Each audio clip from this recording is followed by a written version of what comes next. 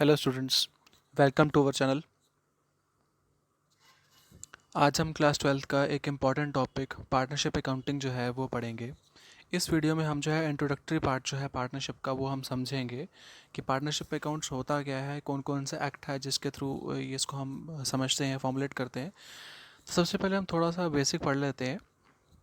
जैसे कि हमारे पास बहुत तरह की ऑर्गेनाइजेशंस होती हैं, ठीक है, जो हम बिज़नेस में पढ़ते भी हैं, देखते भी हैं। जैसे sole proprietorship form. Sole proprietorship firm यानी कि जो इंडिविजुअल यानी कि एक एकलौता व्यक्ति जो है काम कर रहा है जहाँ पे।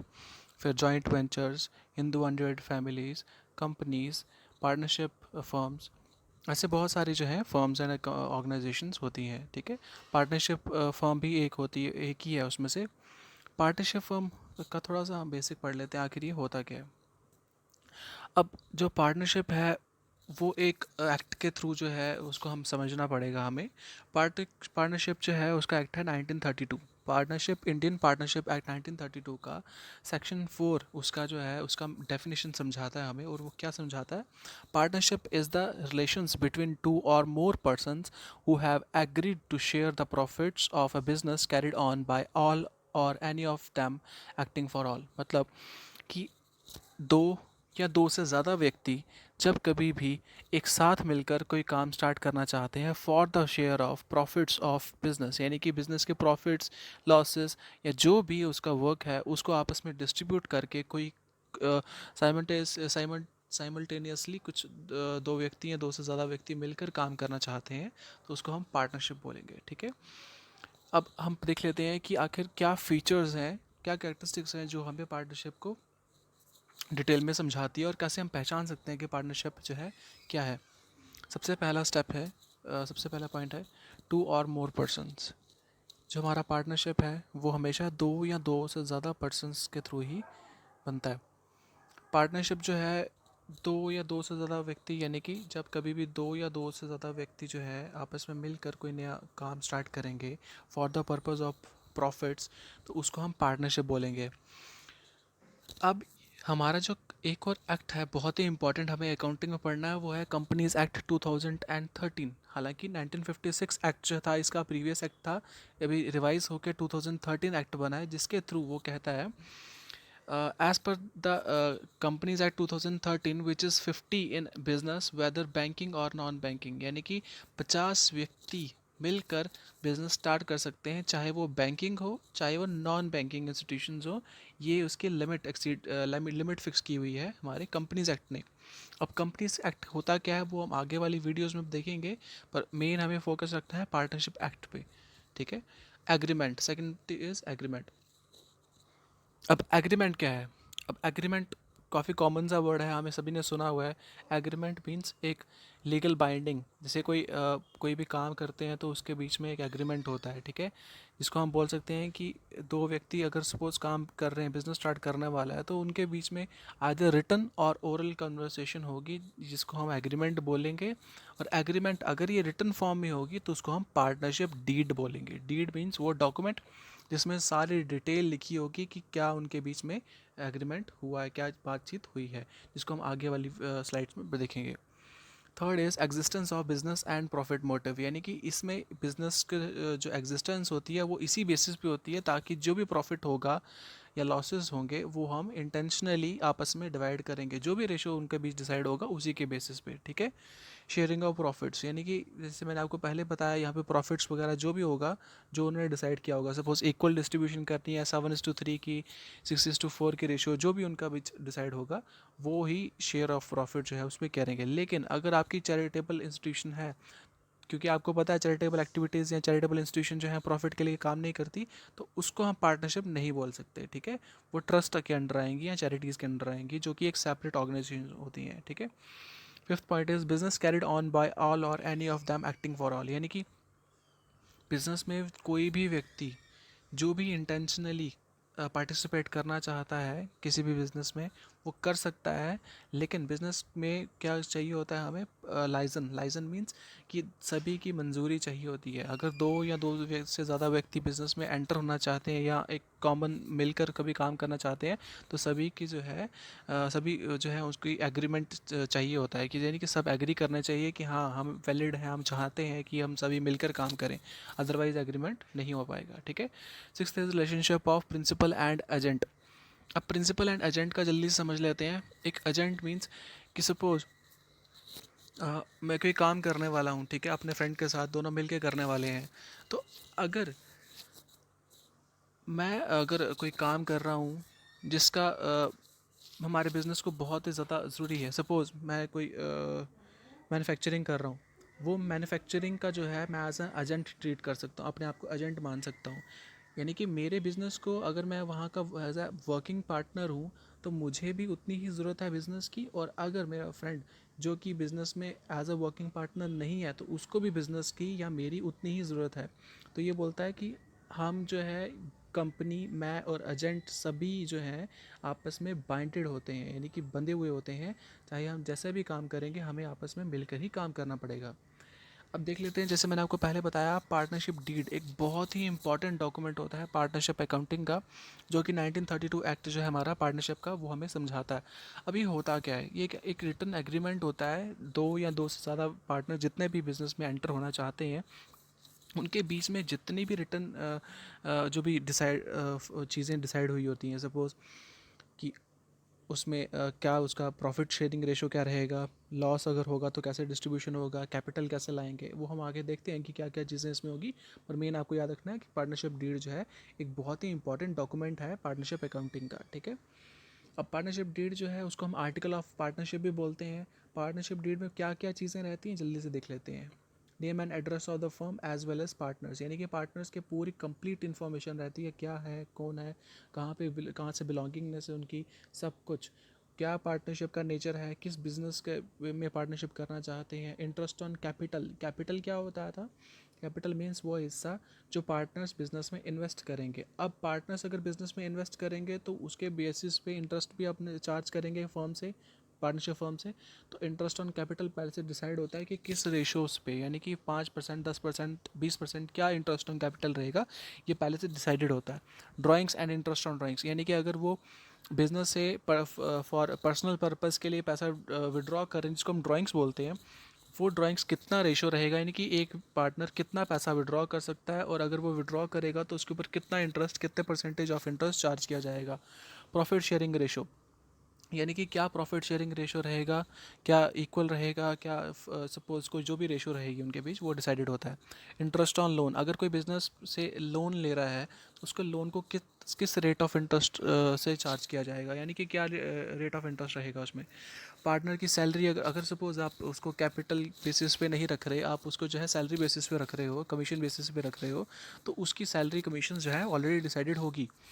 Method for valuation of goodwill and asset, यानी कि अगर आपकी कोई पार्टनर है, जो गुडविल क्या होता है, गुडविल रिवाइज कर लेते हैं। गुडविल मीन्स कि किसी भी ऑर्गेनाइजेशन की एक फाइनेंशियल वैल्यू, मार्केट वैल्यू क्या है, ठीक है, मनी के टर्म्स में, कि कोई कंपनी कितनी ज़्यादा जो है अपनी पहचान रखती है, उतनी ही उसके जो है सेल्स फिगर ज़्यादा अच्छी होगी। तो वो बोलता है उसकी वैल्यूएशन का क्या तरीका रहेगा, एसेट की वैल्यूएशन का क्या तरीका रहेगा, ये भी पहले से डिसाइडेड होता है। फिर फर्म कितनी ड्यूरेशंस की होगी, जैसे कुछ होती हैं पार्टनरशिप जो होती है टेम्परेरी होती हैं, कुछ परमानेंट पार्टनरशिप होती है। टेम्परेरी पार्टनरशिप की अगर मैं एग्जांपल दूं, तो सपोज़ आपने देखा होगा कि कुछ गवर्नमेंट एंड प्राइवेट जो है पार्टनरशिप होती है, पीपीपी बोलते हैं उसको, पब्लिक प्राइवेट पार्टनरशिप होती है। पब्लिक प्राइवेट पार्टनरशिप एक तरह का क्या होता है, सेमी मतलब एक टेम्परेरी भी हो सकती है। सपोज़ कि अगर गवर्नमेंट ने कोई हाईवे कंस्ट्रक्ट करना है, उसके रिगार्डिंग अगर गवर्नमेंट क्या करती है, प्राइवेट कंपनी के साथ पार्टनरशिप करती है सिर्फ इसी रोड कंस्ट्रक्शन के लिए, से 10 किलोमीटर्स ऑफ रोड कंस्ट्रक्शन के लिए, तो वो एक टेम्परेरी पार्टनरशिप है। ठीक है। फिर इसमें जो भी उसके राइट्स एंड ड्यूटीज़ रहेंगी पार्टनरशिप की, कि उसको क्या काम करना है, उसको कितना जो है टाइम कंट्रीब्यूट करना है, किस बेसिस पे मार्केटिंग पे काम करना है, सेल्स पे काम करना है, यानी कि उनकी नेचर ऑफ जॉब जो है वो पूरा डिफाइन किया जाता है उसमें पार्टनरशिप डीड में। कि हमारे और उसमें और क्या हो सकता है कि हमारे जो बैंक अकाउंट्स होंगे फर्म के, या अगर सबसे मेन चीज़ देखिए ध्यान से 16 नंबर पे, rules to be followed in case of admission and settlement of accounts और रिटायरमेंट और डेथ ऑफ द पार्टनर। ये हमारे जो है आगे चैप्टर्स भी हैं। इसमें हमें देखना है कि अगर कभी हमारा कोई व्यक्ति सपोज दो पार्टनर्स मिलकर जो है, दो व्यक्ति मिलकर एक पार्टनरशिप फर्म स्टार्ट करते हैं, तो उसमें हमें पूरा क्लियरली मेंशन करना है कि अगर थर्ड पार्टी जो है अगर बिजनेस में एंटर होना चाहती है तो उसके लिए क्या गाइडलाइंस रहेंगी, यानी कि वो क्या करेगा। सेटलमेंट ऑफ अकाउंट्स, यानी कि अगर कोई व्यक्ति जो है यहाँ पार्टनरशिप फर्म छोड़ के जाना चाहता है तो उसके लिए क्या गाइडलाइंस रहेंगी। अगर कोई रिटायरमेंट लेता है या अगर किसी पार्टनर की इन केस डेथ हो जाती है तो उसके लिए क्या जो है हमारे रूल्स एंड रेगुलेशंस फॉलो करने पड़ेंगे। ये चीज़ हमें क्लियरली मेंशन करना पड़ता है पार्टनरशिप डीड में, ठीक है। 17th is revaluation of assets and liabilities, यानी कि अगर एसेट्स एंड लाइबिलिटीज़ को रीवैल्यूएट करना है, यानी कि उसकी वैल्यूएशन हमें करनी है तो किस बेसिस पे करेंगे, किस मेथड के थ्रू करेंगे, ये सभी कुछ उसमें पता होता है। और 20th auditing and 19th and 20th देख लेते हैं हम। Auditing and date of commencement of business, यानी कि ऑडिटिंग मीन्स कि हम तो ठीक है हम लोग दो व्यक्ति मिलकर काम स्टार्ट कर देंगे, लेकिन ऑडिट मींस उसको चेक करने वाला भी तो होना चाहिए ना कोई। तो वो चेक कौन करेगा, उसको कैसे उसकी वैल्यूएशन करेगा, कैसे अब हमें अपनी गलतियां समझाएगा, ये भी हमें पता होना चाहिए और हमें ये चीज़ क्लियरली उसमें मेंशन होनी चाहिए हमारे पार्टनरशिप डीड में। Date of commencement of partnership, यानी कि पार्टनरशिप जो है किस दिन से स्टार्ट होगी ये भी उसमें मेंशन होना चाहिए। जैसे इन केस ऑफ कंपनीज तो वहाँ पे date of commencement of business होता है, ठीक है। वो हम आगे पढ़ेंगे कंपनीज एक्ट 2013 के अकॉर्डिंग उसमें, या 1956 के अकॉर्डिंग। अब हम देख लेते हैं कि आखिर क्या बेनिफिट्स हैं। अगर हम पार्टनरशिप डीड सपोज फ्रेम भी कर लेते हैं तो उसमें क्या बेनिफिट होगा पार्टनर को या फर्म को। It regulates the rights duties and liabilities of each partners, यानी कि सपोज हमारे जितने भी पार्टनर्स होंगे, दो या दो से ज़्यादा व्यक्ति, सपोज मैं और मेरा फ्रेंड जो है हम मिलकर एक पार्टनरशिप एक पार्टनरशिप फर्म क्रिएट करते हैं। उसमें हम दोनों की complete rights duties and liabilities जो होंगी वो क्लियरली मेंशन होगा। यानी कि कल को अगर suppose in case of losses अगर कोई भी व्यक्ति जाना चाहता है, छोड़ कर जाना चाहता है, तो वो नहीं जा पाएगा। क्यों? क्योंकि उसके लाइबिलिटीज़ क्लियरली मेंशन होगा कि आखिर अगर कोई जाना चाहता है इन केस ऑफ लॉसेस तो उसको क्या करना है, कंट्रीब्यूशन करना है अपने लॉसेस में या नहीं करना है, ये चीज़ चेक करनी पड़ेगी, उसमें देखने पड़ेगा, ठीक है। It helps to avoid any misunderstanding among the partners because of all terms and conditions of partnership have laid down beforehand in the deed। मतलब कि अगर सपोज इन फ्यूचर अगर पार्टनर्स में मिसअंडरस्टैंडिंग हो जाती है तो वो जो लीगल प्रोसीडिंग्स होती हैं उसमें भी ये डीड बहुत ही हेल्प करती है, ठीक है, क्योंकि उन दोनों के बीच में एग्रीमेंट हुआ होता है। Third, any dispute among the partners में बी सेटल्ड इजिली एट पर द पार्टनरशिप डीड। ये भी चीज़ सही बता रहे हैं इसमें कि पार्टनरशिप डीड में अगर सपोज कुछ भी मिस हैपनिंग होती है या फिर अगर कोई व्यक्ति जो है वो एग्री नहीं करता या डिस्प्यूट क्रिएट हो जाता है इस पार्टनरशिप में, सपोज ये बहुत ही कॉमन सा टर्म है, हमारे बहुत सारे जो है ऐसे केसेस देखे गए हैं पार्टनरशिप में कि जब जब कभी तो प्रॉफिट चल रहा होगा तो पार्टनर्स ठीक से काम करेंगे, लेकिन इन case of losses maximum partnership जो है वो ब्रेक करने की कोशिश करते हैं। तो उस केसेस में डिस्प्यूट क्रिएट होता है और डिस्प्यूट को सबसे अच्छा सेटलमेंट का तरीका है पार्टनरशिप डीड, क्योंकि उसमें सबके डॉक्यूमेंट्स होंगे और प्रॉपरली क्लियरली एग्रीमेंट होगा, ठीक है। आगे हम देखते हैं कि क्या रूल्स, अगर सपोज देखो एक और चीज़ पार्टनरशिप एक्ट में 1932 में एक्ट जो है हमने पढ़ा अभी, उसमें कहीं पे भी ये नहीं लिखा हुआ है कि it is a compulsory part of agreement, ऐसा नहीं है। पार्टनरशिप डीड जो है कंपलसरी नहीं है, तो इसका मतलब कुछ ऐसी फर्म्स भी होंगी जो पार्टनरशिप डीड नहीं बनाएंगी। तो वो फर्म्स अगर सपोज पार्टनरशिप डीड नहीं बनाती हैं तो उस केस में ऐसा कोई क्वेश्चन आ जाता है, अगर आपके पास कोई ऐसा केस आ जाता है तो आप क्या करोगे, क्या डिस्ट्रीब्यूशन करोगे, वो हम देख लेते हैं जल्दी से। टेबल में मैंने सबसे पहले लिखा प्रॉफिट शेयरिंग रेशो। अगर आपके पास एब्सेंस ऑफ पार्टनरशिप डीड का केस है तो उस केस में प्रॉफिट शेयरिंग रेशियो जो है वो इक्वल होगा, यानी कि there should be the equal distribution of capital और the profit, sorry, there should be the equal distribution of profit irrespective of their capital contribution. यानी कि अगर मैं सपोज रेशियो जो है हमने कैपिटल लाई हुई है 7:2:1, बेशक ऐसा रेशियो रहा हुआ है हमने, लेकिन अगर इन केस ऑफ डिस्प्यूट अगर कभी भी पार्टनरशिप डीड जो है एब्सेंट रहती है वहाँ पर, तो हमारा जो है कैपिटल को देख के डिस्ट्रीब्यूशन नहीं होगी प्रॉफिट की, हमारा जो है इक्वल डिस्ट्रीब्यूशन होगी प्रॉफिट की। Second is interest on capital, there should be the no interest on capital अगर एब्सेंस ऑफ पार्टनरशिप डीड का केस होगा, और नो इंटरेस्ट ऑन ड्राइंग्स अगर ये पार्टनरशिप डीड एब्सेंट होगी यहाँ पे। सैलरी भी नहीं होगी और कमीशन भी नहीं अलो की जाएगी, सिर्फ एक ही चीज़ है, आपको इंटरेस्ट ऑन लोन अगर किसी पार्टनर ने लिया हुआ है तो वो 6% पे चार्ज किया जाएगा, और ये फ्लैट रेट है, यानी कि ना कम ना ज़्यादा, फ्लैट रेट पे इसको चार्ज किया जाएगा। इन शॉर्ट हमें दो ही चीज़ें ध्यान रखनी है कि in case of absence of partnership deed सबसे पहले प्रॉफिट शेयरिंग रेशो इक्वल और इंटरेस्ट ऑन लोन 6%, बस इससे ज़्यादा कुछ भी ध्यान में नहीं रखना।